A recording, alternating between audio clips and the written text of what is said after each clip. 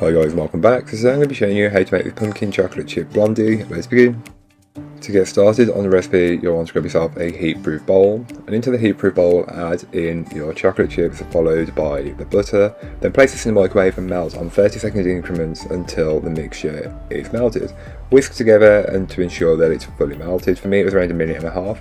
Then you can go ahead and add in your light brown sugar and whisk this in until it's fully incorporated.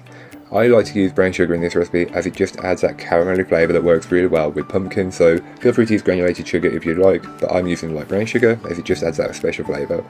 Don't forget to add in your vanilla extract followed by the eggs, and then whisk this in until it's fully incorporated. You can then go ahead and add in the pumpkin puree and just whisk this in until it's fully incorporated. You'll know it's fully incorporated as the mixture will become this gorgeous kind of orange colour, which just screams awesome to me.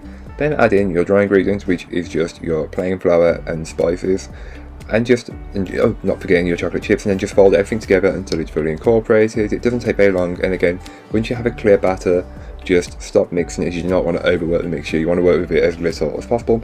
Grab yourself a 9x9 square baking pan and just pour all of that blondie batter into there, and then you can go ahead and level it out. Then just scatter some chocolate chips on top and then place it to your preheated oven and bake it up. All that information will be in the blog post, which will be linked down below, so don't forget to check it out if you're interested. Then when you're ready, let them cool down completely. I recommend doing it the next day, chilling in the fridge first.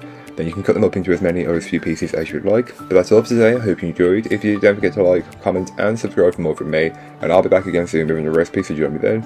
In the meanwhile, don't forget to check out the description. There'll be links to this recipe, a link to my blog and links to my social medias. But that's all for today. I hope you enjoyed. Bye guys.